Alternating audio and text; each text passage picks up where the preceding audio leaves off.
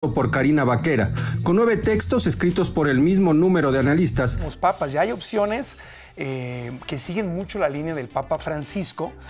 Hay uno que de hecho fue mano derecha del Papa Francisco, y por otro lado hay algunos candidatos muy conservadores. Entre ellos, tal vez, según las publicaciones, el más conservador es Raymond Burke, que es candidato apoyado por Donald Trump, representa el sector más conservador, fue un fuerte opositor del Papa Francisco, especialmente en las reformas de los últimos años.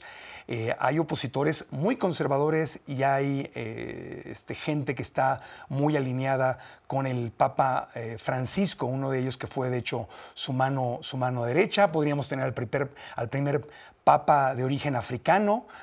Podría ser otro latino, regresarán a un papa italiano, será un papa de más mente abierta y más enfocado en el amor y la compasión, como lo fue el Papa Francisco, que en paz descanse, o será alguien más conservador que quiera meter reversa. Tal cual como la película Cónclave, hagan de cuenta lo que vimos en la película Cónclave, pero ahora en la vida real. Así que nos enlazamos entonces con el padre Jorge Enrique Mújica, director de la agencia de noticias Zenit en Roma, especializada en el Papa y el Vaticano, que está con nosotros. Buenos días, mi querido Jorge, ¿cómo estás? Marco, qué gusto volver a saludarte después de unas semanas en que lo hicimos y platicamos. Ya desde entonces, tú muy emocionado con la película de Cónclave, Sí. que ahora casi te toca revivir, al menos por el recuerdo de lo Ya visto, sé. y ahora el contexto de la coyuntura de lo que estamos por vivir en un par de semanas más seguramente. Sí, es que son dos caminos que pueden ser muy diferentes en el futuro, ¿no? Obvio, yo cuando vi que el vicepresidente de Estados Unidos visitó al Papa Francisco, vi los videos y dije, ay, cómo me hubiera encantado que le hubiera tocado un papa al 100% en su máximo esplendor, con toda su fortaleza, para que hubiera tenido una plática fuerte con él sobre el tema de los inmigrantes y la compasión y el amor, que al final del día, pues Jesús era maestro de eso, de amor, de compasión, o sea, la esencia de la doctrina cristiana, ¿no?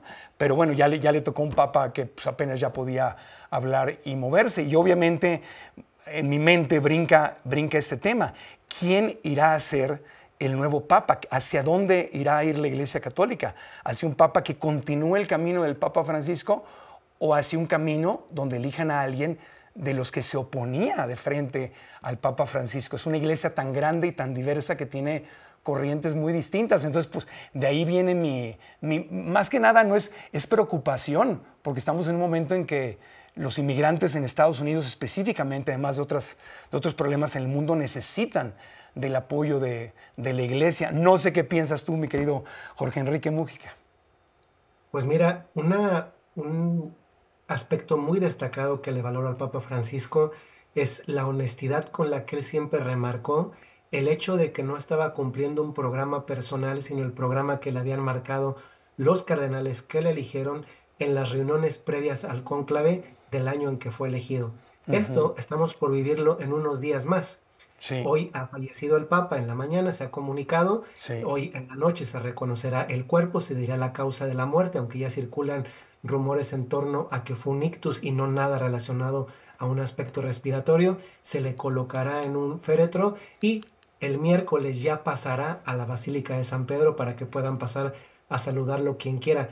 Es Claro. previsible que entre el sábado y domingo el Papa sea el funeral, y después de eso vendrán, antes que el cónclave, las reuniones también conocidas como precónclave. Son unas reuniones en las que todos los cardenales, incluyendo los mayores de 80 y los menores de 80, se reúnen para ver el estado de la iglesia, hacia dónde se va a avanzar, cuáles son los retos, etcétera. Y eso es importante porque es en estas reuniones en donde se marca el rumbo, si se puede decir así, el programa. Y el Papa Francisco eso siempre lo evidenció. Sí. Lo que estoy haciendo lo escuché allá.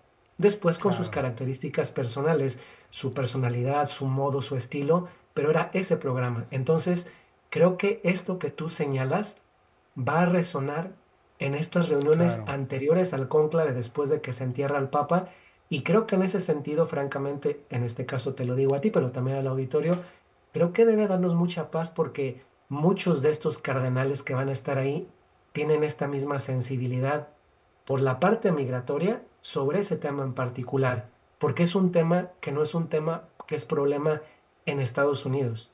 Es un problema en todo el mundo, sea Sí, porque se van sí, muchos o sea porque se reciben muchos. claro. Entonces, es algo que no se va a poder evitar tratar. Sí, y es un problema que es una emergencia para las familias que están viviendo esto. ¿Por qué mi premura para hablar de esto? Porque yo creo que la mejor forma de honrar la memoria de este gran papa, del Papa Francisco, es honrar su legado siguiendo el camino que él inició.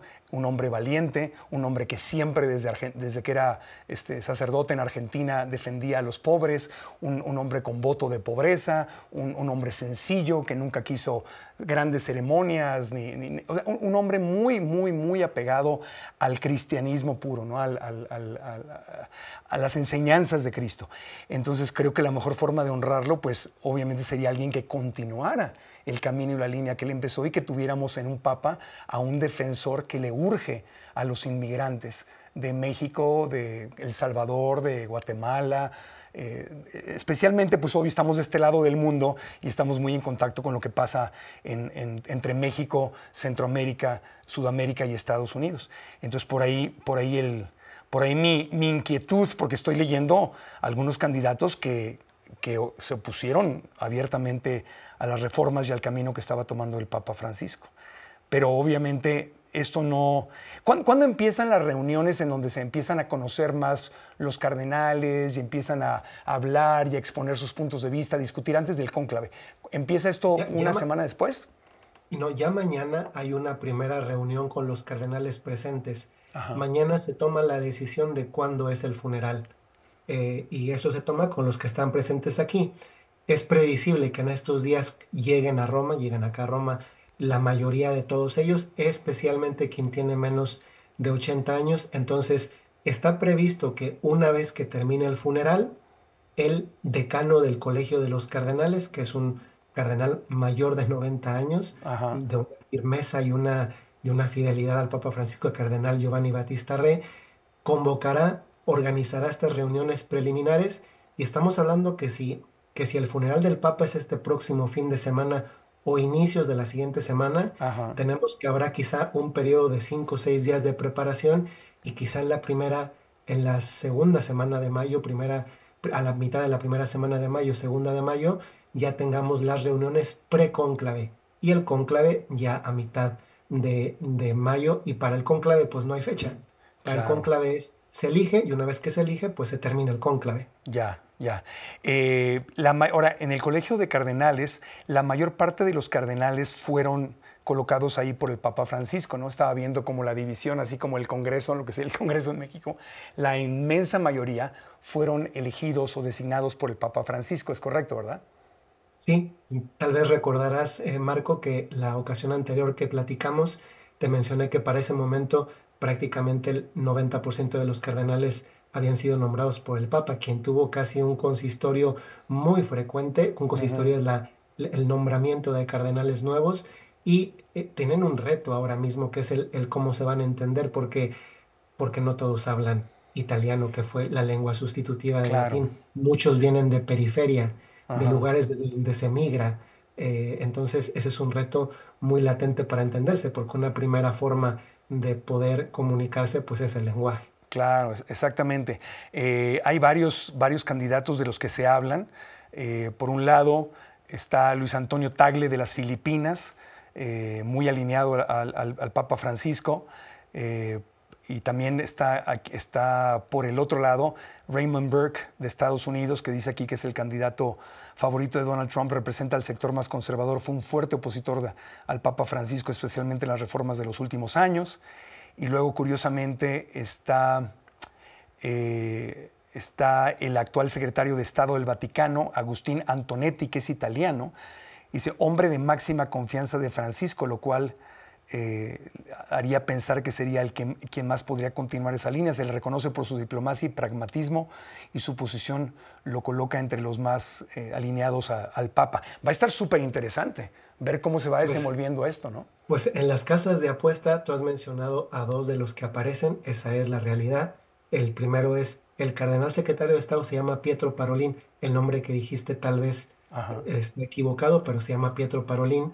Él es el que aparece más arriba, después aparece también el cardenal Tagle, filipino, y un poquito más abajo en las casas de apuesta. Yo también trabajo en una agencia de noticias Sí, y recibimos esa información por parte de las casas de sí. apuestas.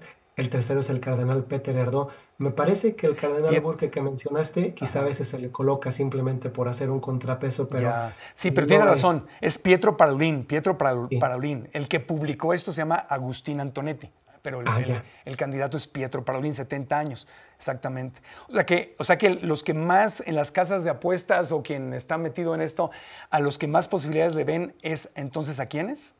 A Parolín, que es el secretario de Estado, conoce al Papa, le ha servido todo este tiempo que el Papa estaba en el pontificado, el cardenal Tagle, y en las apuestas aparece el cardenal Peter Erdó, que es el arzobispo de Budapest. Ajá, Él viene de haber sido nombrado, si no recuerdo mal, por Juan Pablo por Juan II, es Pablo de los II. pocos cardenales que quedan de aquel tiempo.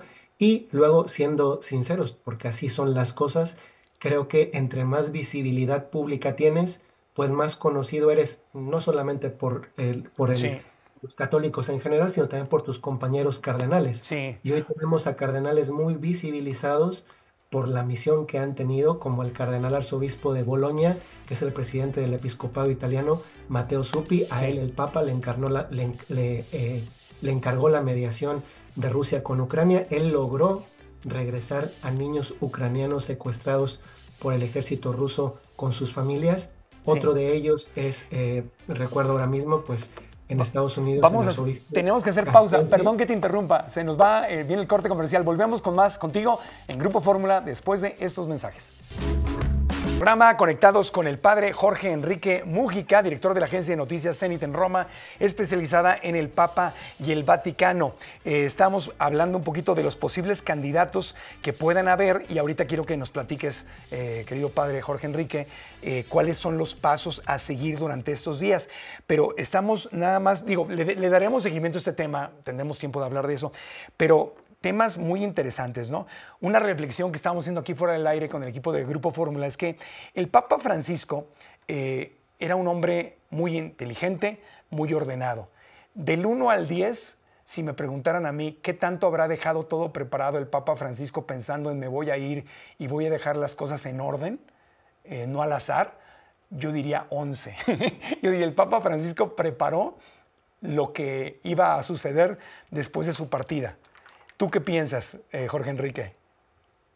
Creo que estoy bastante cercano a lo que piensas tú, a esto que acabas de decir, porque yo creo que un papa que, como lo vimos ayer, que llevaba un mes de convalecencia de los dos prescritos, que no solamente atendió media hora antes a J.D. Vance, que no solamente dio la bendición Urbi et Orbi, sino que quiso subirse otra vez al papamóvil, encima del cual no lo veíamos desde noviembre del año pasado, para estar en medio de las personas.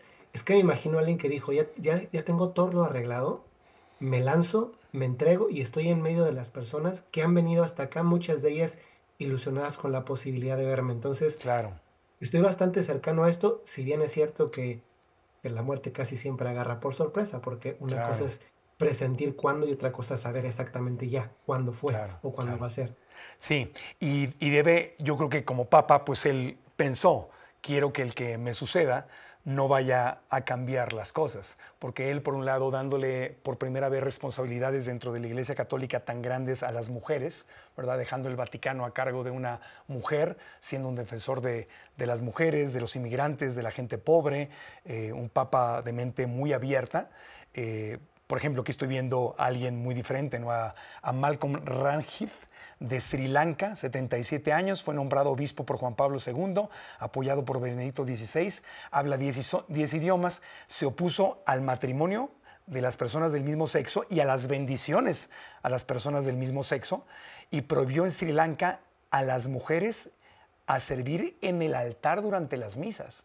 O sea, todo lo contrario al Papa Francisco. Siendo Francisco, pues me imagino que tú veías también el abanico de quién puede ser el sucesor y no le hubiera hecho mucha gracia que alguien que se oponía, o como el otro, el de Estados Unidos, que se quedara ahí. Entonces, pues debe haber dejado, espero, debe haber dejado una línea muy clara de qué hacer y cómo hacerlo y un poquito preparado el cónclave, ¿no? Para que el que siga continúe su camino y su legado.